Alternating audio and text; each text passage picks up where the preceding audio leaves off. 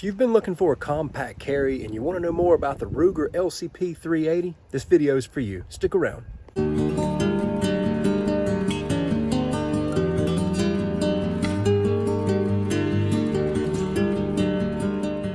Hello everyone and welcome to 411 Outdoors, and I also want to welcome all the new visitors. I hope you find this content helpful. Let's get going. In this video we're going to be looking at the Ruger LCP, and if you stick around we're going to have a little range time at the end. The truth is, if we ever find ourselves in a firefight or an extended firefight, we're going to want the best pistol that we can get our hands on, but it's just not always that simple, and carrying a pistol is not always the easiest thing, and depending upon what we're wearing, sometimes a micro carry is the best option.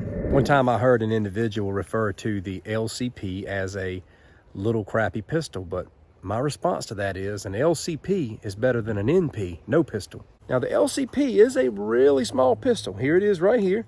You can see, how small this is in the hand, and it's very, very, very small. And if you've got a gigantic hand, you're just going to engulf this all together. I have a large glove size, and this is what it looks like and feels like in my hand. They make a lot of different versions of this. You can get it in assorted colors and styles. It weighs 9.4 ounces. It has a 6+1 capacity with a 2.75 inch barrel length. So again, very compact. In fact, this is Ruger's first entry into the world of light compact pistols.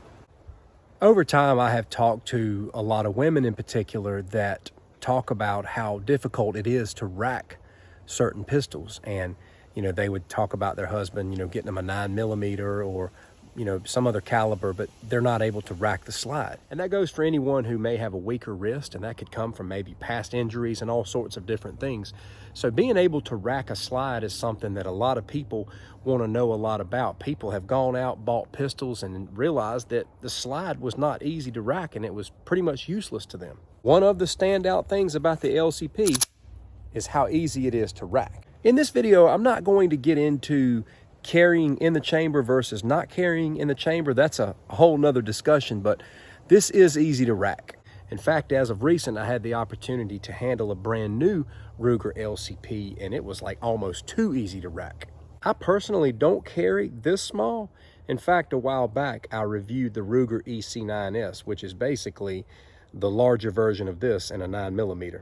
Here's the size difference between the Ruger LCP and the EC9S. This is the 9mm, and I've got a larger capacity magazine in it. But even the Ruger EC9S 9mm is a compact carry for what it is. But if you need to go lighter, whether it's the purpose of the slide or just for the purpose of carrying something light in general, this is very, very easy to carry around. It's light, like I said, 9.4 ounces. It doesn't feel like you're hardly wearing anything. Being lighter does have some bearing on the recoil when you shoot it, but that's what getting out and practicing is for. Because regardless of what you carry, you want to get out and shoot it and get a feel for what it is. This is also going to be very easy to break down and clean. There are instructional videos out there on that. I'm not going to get into it in this video, but you're not going to have a complicated time getting that done. Regardless of what weapon we carry, we want to get out and get familiar with it. We want to get familiar with its advantages and its disadvantages, its strengths and its weaknesses. And it's important to have some idea as to what your everyday carry is capable of. All right, my friend, enough talk. It's time to get off site, get to the range, and pop off some shots with this LCP. As we head out, I want to share a couple of things, and that is, a 380 is not a long-range weapon, especially a compact 380. It's going to be a very close range weapon. I'm going to be shooting at one of these Dirty Bird splatter targets. I really love these, especially for filming. Something I want to share as well is you could carry something as small as a LCP in a holster on your side, and it's still very concealed. This is actually in a holster right here. I'm just going to pop off a few shots. I'm probably going to start out doing like a Mozambique drill, or what's also known as a failure drill, 2 to the body, 1 to the head, and then just a couple of random shots. All right, here we go.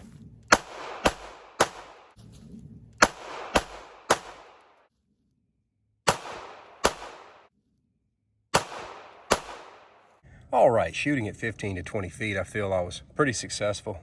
My failure drill was 2 to the body, 1 to the head. That was actually the first one that hit. The second time was 2 headshots, and that's where they landed, so cool deal.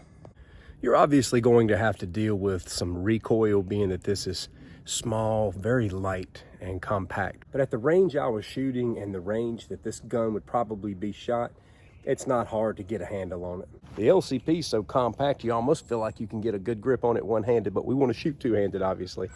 What I like to do is, get the firearm all the way to the base of my hand, let you see this on both sides. And then what I like to do is cut my other hand together like this against the frame to maintain it this way, to get a nice tight grip on it so that you can manage that recoil. Now, if you have a big palm, and I feel like I do, as you can tell, this handle doesn't come all the way down. It comes probably just like halfway in the grand scheme, which means I've got to get a nice, good grip on this, okay? If you have a smaller hand, you'll be able to engulf more of the handle. But if you have more of a larger hand, you really have to make sure you've got that grip. There's some debate out there with regards to the effectiveness or the stopping power of a 380. But a 380 is very much fatal if it hits the right spot. Sometimes it's not always about stopping power, it's about what you hit. And having a pistol is not going to assure our safety. It just gives us a better chance. There's a lot of factors that goes into carrying a pistol. How much you train, how well you can handle the weapon that you have. There's a reason why law enforcement's constantly practicing the 21-foot rule, because someone with a knife can get to you very quickly. So it's not only learning how to utilize your weapon, it's how to move with your weapon. A pistol just increases your chance of survival. And yes, you can defend yourself with a 380.